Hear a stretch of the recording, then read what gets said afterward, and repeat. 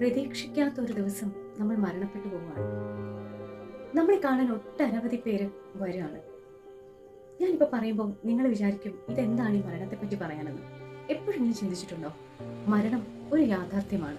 നിങ്ങളുടെ ചിന്തകളിൽ എപ്പോഴെങ്കിലും മരണം എന്ന് പറയുന്ന ഒരു കാര്യം കടന്നു വന്നിട്ടുണ്ടോ? പ്രതീക്ഷയുള്ളിടത്തോളം നമുക്ക് ജീവിതമുണ്ടല്ലേ? പ്രതീക്ഷയുള്ളിടത്തോളം നമ്മൾ ഒരിക്കലും പറയാൻ പോലും അല്ലെങ്കിൽ സ്വപ്നത്തിൽ പോലും വരരുത് എന്നാഗ്രഹിക്കുന്ന ഒരു കാര്യമാണ് മരണം.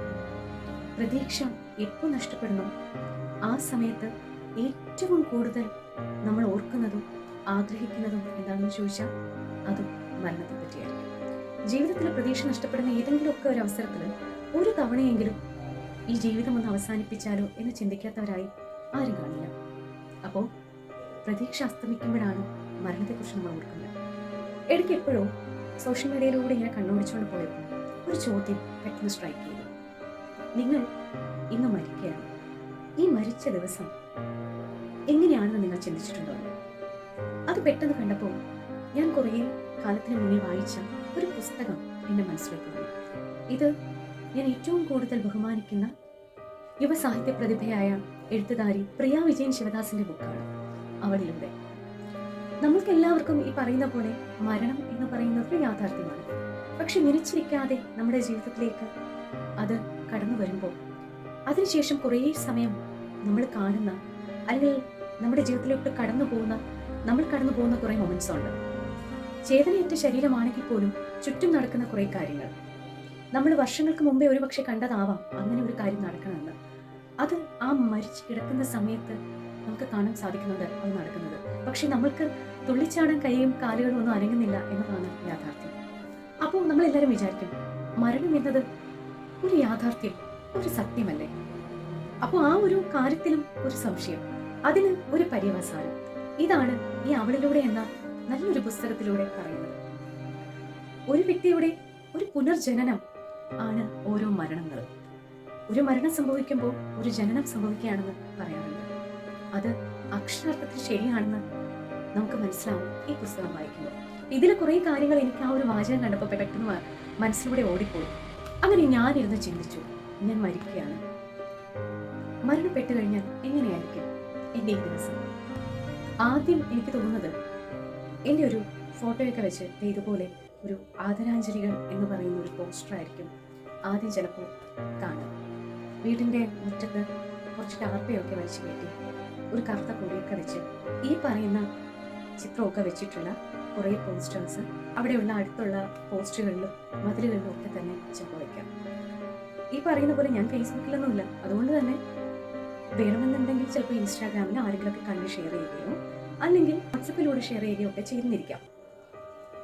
പിന്നെ ഞാൻ ചിന്തിച്ചു, ആ സമയത്ത് എല്ലാവരും ഇങ്ങനെ ഇരിക്കുകയാണ്, എന്താണ് ആക്ച്വലി സംഭവിച്ചത്? കോൾ ചെയ്ത് വിളിക്കുന്നുണ്ടാവാം, പറയുന്നുണ്ടാവാം അഞ്ചു മരിച്ചു. പെട്ടെന്ന് അത് കേൾക്കുമ്പോൾ അതായിരിക്കാം ആ ഒരു ഞെട്ടൽ.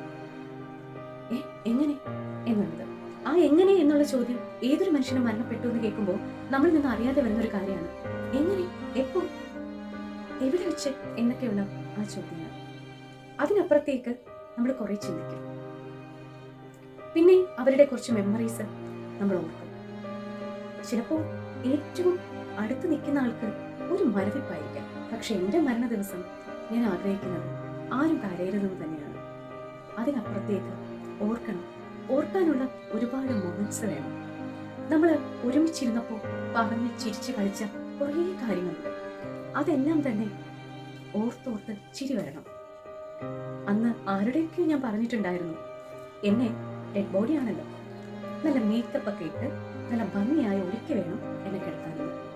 ആ സമയത്ത് ആരെങ്കിലും ഒരാൾ അത് നോട്ട് ചെയ്തിരിക്കും, അയ്യോ അവൾക്ക് ആ സ്ഥിരം ഇടുന്ന അത്രയും മേക്കപ്പ് ഇല്ലല്ലോ എന്നുള്ളത്. അല്ലെങ്കിൽ വളരെ ഭംഗിയാക്കി തന്നെ ചെയ്തിരിക്കുന്നല്ലോ എന്നും പറയാം. രാവിലെ വരെ ആൾക്കാർ ചുറ്റും ഉണ്ടാവും.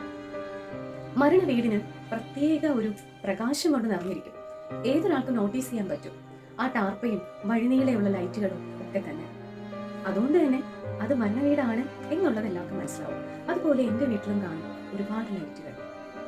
വരുന്നവർക്ക് മനസ്സിലാവും ഇതാണ് മരിച്ച അഞ്ജുവിൻ്റെ വീട്. അങ്ങനെ എല്ലാവരും വരുന്നു. മരിക്കുന്നത് വരെ ശത്രുപക്ഷത്ത് നിന്ന പലരും റീത്തുമായിട്ടെത്തും. ഒരുപാട് പുകഴ്ത്തി പറയും. പിന്നെ സോഷ്യൽ മീഡിയയിൽ ആ പേജിൽ തന്നെ ചെന്ന് നോക്കി അതിൽ ഏതെങ്കിലുമൊക്കെ ഫോട്ടോസ് എടുത്ത് നെടുനീളത്തിൽ പാരഗ്രാഫ് വിധത്തിൽ കുറെ കഥകൾ എഴുതും. മാധവിക്കുട്ടി പറഞ്ഞ പോലെ മരിച്ച ശേഷം കല്ലറയിൽ വെക്കുന്ന പൂക്കളൊന്നും എനിക്ക് വേണ്ട. ജീവിച്ചിരുന്നപ്പോൾ ഓരോ മനുഷ്യരും നോവിച്ചത് അപ്പോഴും ഹൃദയത്തിലുണ്ട്. അതുകൊണ്ട് പ്രഹസനങ്ങൾക്ക് ഇവിടെ സ്ഥാനമില്ല. ജീവിച്ചിരിക്കുമ്പോഴാണ് ഒരു വ്യക്തിക്ക് സമാധാനവും സന്തോഷവും കൊടുക്കുന്നത്. അയാൾക്ക് അതൊന്നും ലഭിക്കാതിരിക്കുമ്പോഴായിരിക്കാം ഒരു പക്ഷേ അയാൾ മരണത്തെ സ്വീകരിക്കുന്നത്, മരണത്തിന്റെ വഴി തിരഞ്ഞെടുക്കുന്നത്. നിങ്ങളിൽ ആരെങ്കിലുമൊക്കെ ഒരു പക്ഷേ അങ്ങനെ ചിന്തിക്കുന്നതായിരിക്കാം. നമ്മളെ കൊണ്ട് ഒരാളെ ഉപകാരം ചെയ്യിക്കാനായിട്ട് അല്ലെങ്കിൽ ഉപകാരങ്ങൾ നമുക്ക് അവരോട് ചെയ്യാൻ കഴിഞ്ഞില്ലെങ്കിലും ഉപദ്രവിക്കാതിരിക്കുക, മാനസികമായിട്ട് തകർക്കാണ്ടിരിക്കുക. ഞാൻ ആ ഒരു ടാഗ് ലൈൻ വായിച്ചെന്ന് പറഞ്ഞില്ലേ, നിങ്ങളുടെ മരണ ദിവസം എങ്ങനെയായിരിക്കണം? നമ്മൾ ഓരോരുത്തരും ചിന്തിക്കണം, നമ്മുടെ മരണ ദിവസം എങ്ങനെയായിരിക്കണം. ഒരുപാട് ഹൃദയങ്ങളെ നമുക്ക് വസിക്കാനും നല്ലത് പറയിച്ച് മരിക്കാനും നമ്മൾ ശ്രമിക്കുകയാണെങ്കിൽ അതിനോടൊപ്പം ഒന്നും ആലോചിക്കേണ്ടത്, മരിച്ചു കഴിഞ്ഞ ശേഷം ഇങ്ങനെ വന്നിരിക്കുന്നവരുടെ കൂട്ടത്തിൽ നമുക്കൊരു കുറ്റബോധം നിറയുന്ന ഒരു മനസ്സുമായി ഇരിക്കേണ്ട അവസ്ഥയുണ്ടാകും. ആരെയും അറിഞ്ഞോ അറിയാതെയോ വേദനിപ്പിക്കാനായി ശ്രമിക്കാണ്ടിരിക്കുക. ജീവിച്ചിരിക്കുമ്പോൾ നമുക്ക് കൊടുക്കാൻ പറ്റുന്ന ഏറ്റവും നല്ല കാര്യം ഒരു വ്യക്തിക്ക് വേണ്ട സമാധാനം കൊടുക്കുക എന്നുള്ളതാണ്. നമ്മൾ പറയുന്ന വാക്കുകൾ, നമ്മൾ ചെയ്യുന്ന പ്രവൃത്തികൾ ആ വ്യക്തിക്ക് ഒരു പക്ഷേ വീണ്ടും വിചാരമില്ലാതെ ഒരു തീരുമാനത്തിലേക്ക് അവരെത്തുന്നതിന് ഒരു കാരണമാകും. ശരിയാണ്, മരണത്തിനപ്പുറത്തേക്കും ഒരു ജനനമുണ്ട്. ആ ജനനം ഇപ്പോൾ ഉള്ളതിനേക്കാൾ മനോഹരമാകട്ടെ. എല്ലാവർക്കും ഒന്ന് തിരിഞ്ഞു നോട്ടം നല്ലതാണ്. ഇടയ്ക്കിടയ്ക്ക് ഇതുപോലുള്ള കാര്യങ്ങളൊന്ന് ചിന്തിച്ചാൽ നമുക്ക് ചില ഉത്തരങ്ങൾ കിട്ടും. ചിലത് തിരുത്തണമെന്ന് തോന്നും, ചിലത് പറയണ്ടായിരുന്നെന്ന് തോന്നും, ചിലത് ചെയ്യണ്ടായിരുന്നു എന്ന് തോന്നും. അങ്ങനെ നിങ്ങളുടെ മുന്നിൽ ഒരു ക്വസ്റ്റ്യൻ ഇല്ലാതിരിക്കട്ടെ. എല്ലാവർക്കും നല്ലൊരു ദിനം ആശംസിക്കുന്നു. ഒപ്പം തന്നെ നിങ്ങൾക്ക് ആർക്കെങ്കിലും ഒക്കെ കഴിയുന്നുണ്ടെങ്കിൽ ഈ ഒരു ബുക്ക് വായിച്ചിരിക്കുന്നത് നന്നായിരിക്കും. പ്രിയ വിജയൻ ശിവദാസിന്റെ അവളെ. Thank you.